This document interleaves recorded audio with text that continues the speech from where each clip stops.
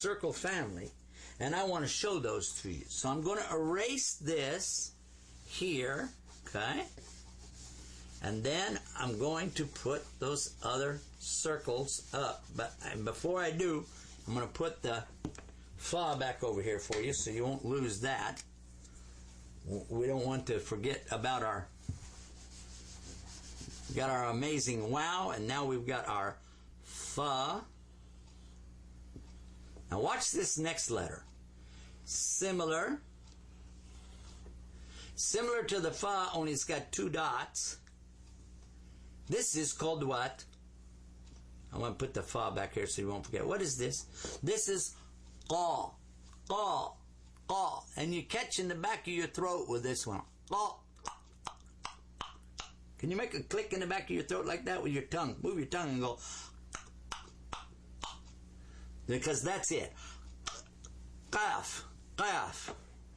So we use a Q in English, an A and then an F, and that's the name of this letter. Qaf, qaf, qaf, qaf. Okay, so this is qaf. Don't confuse it with calf. This is regular calf. This is a K. This is a qaf, like that. Okay? So we got that one right there. Now what's the next one that's round like this? We have another one. And it's a little bit amazing, but not as amazing as the wow. It's got, there we go. Kind of looks like hair sticking out on either side, doesn't it? This is a meme. Ma. Kind of reminds you when you see hair sticking out, like you might think of your mom, you know, with her long hair or something. So that's ma, ma. And in English we say mama. And in Arabic it's umma, umma. So we are using the sound for our moms, aren't we? Mama, umma, ummi, ummi, mommy. Okay, that's ummi and mommy. It means the same thing. My mother and mama.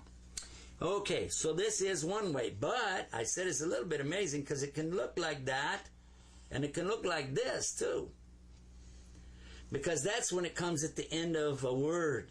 It has a nice little, some long hair coming down like that. It's pretty, isn't it?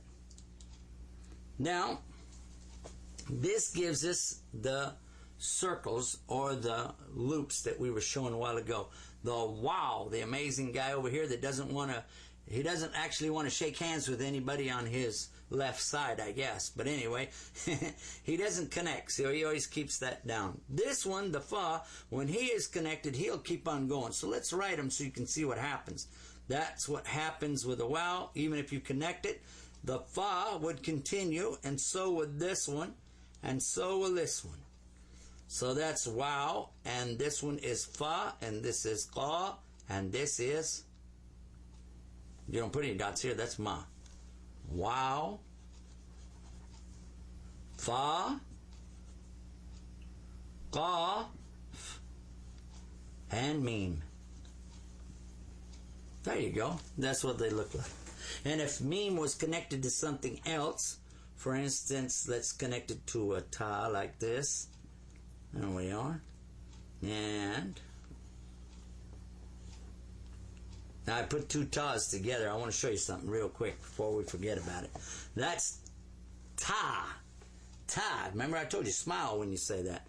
And where I come from they say smile when you say that, neighbor. Ta. Okay, but this one is the one that's so tall. You remember? So this is to. To. And this is ta. Ta. And to. That's the difference between these two.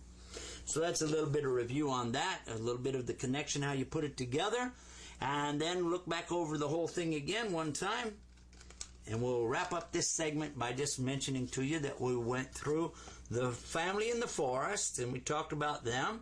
Then we talked about the circles and how that works, and then we made some connections here, give you time to go over it, write it down, and then when you're ready, come on back. We're back. In this segment of Bridge to Faith, we will have our guest, Sheikh Yusuf, address some questions that we have from our mailbox audience. And we hope in this point to discuss the issues about God. Who is the Creator? So, Sheikh Yusuf, if you would, assalamu alaikum again. Salam. This is a good subject, actually. When we talk about God, it's one of my favorite subjects to talk about. Because ever since I was a young boy, I've been hearing about God from my parents, preachers, teachers, friends, relatives, many people talking to me about their different beliefs in God or gods. And it has fascinated me very much. And I've always been taken with this, and inside of myself knew this was a subject I liked and knew that this was something that I wanted to know more about, even till today. And so I'm not saying that everybody has that, but this is me, and so this is something I'm interested in. And when you have an interest in something, you study it more, and you think about it a lot. So in this subject, God, well, the word in English, God, actually comes from Old English, a form of the word got, and it has a T at the end of it, got. Can you say that? Good. Gut. And the word good comes from this. The word God comes from this. Gut. And that was connected with the worship of Woden, the god of the tree gods, or the plant gods, and so on. Our word wood comes from this god Woden. And when you say somebody has a wooden head, for instance, or a wooden chair, you're saying Woden. You're saying that name of that god, or Gut. And so this is not the God. The word God here is not the one which is, of course, in the Abrahamic faith, not from Judaism, not from Christianity, and not from Islam for sure. But anyway, to come to the meaning of this, to believe in God as a God, an entity, is not the same to just say, well, there's something out there. A lot of scientists use that term today. They talk about intelligent design.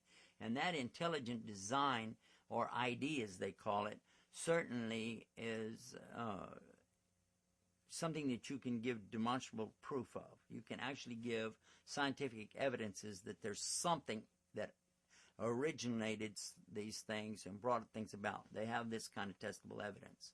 But as to say that this is one single God only, now is when you have to start having some belief based on conclusions. It would be illogical, for instance, to say that there is more than one God, because if that were the case, they would be in competition with each other. There would be some kind of fight going on, and then you would have this concept that they had, the Romans, the Greeks had their various gods, goddesses, demigods, and so on. And they were half human, some of them half animal, half part human, part animal, part God, deity, non-deity, divine, sometimes not divine, some of them evil, some of them good. And it was kind of weird stuff. But when you use any kind of logic with it and start to think about this, it only makes sense that if there were a creator in the first place, that it would only be one. Otherwise, you'd have all kind of weird things in the creation. It would be bizarre. Whereas we observe the universe, and this is something you can do. You can observe the universe and say that, okay, this could not have come about by accident, because if that were the case, there would not be the organization. There would be chaos.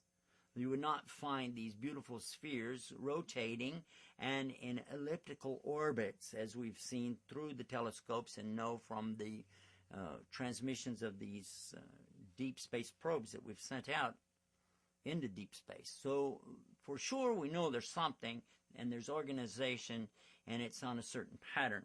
Also under the microscope you find the same thing, by the way. You find orbs that are spheres, and they're in their own orbits, turning and so on. When you get from the molecular structure now to the atomic structure, you find again, here we are, and we've got these spheres in orbits and rotating with your neutrons, your electrons, and protons. And that is, again, a scientific demonstrable proof. So by looking at these two things, one under the microscope, and you could call this the micro, and then under the telescope, call that the macro, you're finding these things that point to a very sophisticated and highly intelligent, beyond any intelligence we can understand, force or God. And you have a website, I believe, that addresses that. Oh, do we ever. Would you share that Yes. with us. If you want to know more about the science of Islam, I recommend, because we as Muslims, we're going to say that there's scientific proof in Islam. And that's the way we bring it. So if you will go to the website, it's called Science Islam, ScienceIslam.com. You will see the science and how Islam is dealing with this. It doesn't rule out other intelligent information that comes from Christianity, Judaism, and so on. But what it's saying is that when you really fine-tune it and you hone it down, you're going to find that there's a tremendous evidence to prove that the monotheistic God, the one of Adam and Abraham and Moses and Jesus and Muhammad, peace be upon all of them, this is right in line with the scientific evidence. So this is going to rule out Darwin's theory. This is going to throw away that evolution bit altogether. Because according to evolutionists, everything comes about by an accident taking place, which would only result in chaos. And exploding matter just erupting in the universe is not going to produce the very things that I just described. And also, it's not going to be able to be something that's going to continually ongoing in a manner of sustaining and supporting the creation that it's made. Whereas we contend that we're being supported and we're living and breathing because of and as a result of the Creator Himself. Okay. How'd I do on that one? You did excellent, Sheikh. Okay, cool. Now, why do some insist that there's only one God? Well, it's a logical contention, but that is not the reason that most people talk about it. Because for the most part, the people of the Abrahamic faith are the ones who claim this notion that there's only one God. And from the Abrahamic faith, you know that there were the early followers of Abraham, of Moses, of Solomon, of David, and so on. And they spread around the world, and up to today, that the children of Israel are everywhere. And they have always maintained and held fast to this belief of one God. Now, within them, they've had different groups or sects that have divided up and argued over the concept of the God, that what's their particular theology or philosophy of what God is or isn't. But they've always maintained that God is one. Now, when you come to the Christianity, you'll find, again, this is the same thing, saying God is one. The notion of the Trinity really isn't, from their standpoint, saying there's three gods, but rather that there are three separate things within a unified body. So the Trinity, according to many of the churches, is really one with three separate parts or three ways to look at it, and different aspects. But they still insist that it's one God. And then finally in Islam, the Muslims, who are the largest group outside of Christianity on the planet, are also saying that there's still only one God, and they don't have a problem of a Trinity or anything like that. It's just, they again claim it's the same God as the Jews and Christians believe in, but it's more unified, and it doesn't have any parts to it. It's just one God. So would this be the reason why there's so many faith groups? Well, I don't know if I really explained everything to answer your question either, but I want to come back to this and say that the reason that people believe it is because it's what they've been taught to believe. Because so many parents, teachers, preachers, friends, relatives have instilled this notion of one God in the children. That's for the most part why they believe it. But when they begin to really think about it and test it out, that's when they may change religions. They may move deeper into their own religion, or they might go out of religion altogether because they can't resolve what's being told to them by these well-meaning folks, and then some of the things that we see in testable evidence. I see. Okay, exactly like that. You've been with us here at Bridge to Faith. We'd like to remind you to visit us at bridgetofaith.com and bridgetofaith.tv. I'm your host, Mutahir Sabri. We look forward to you in future editions of Bridge to Faith. Ma'asalama.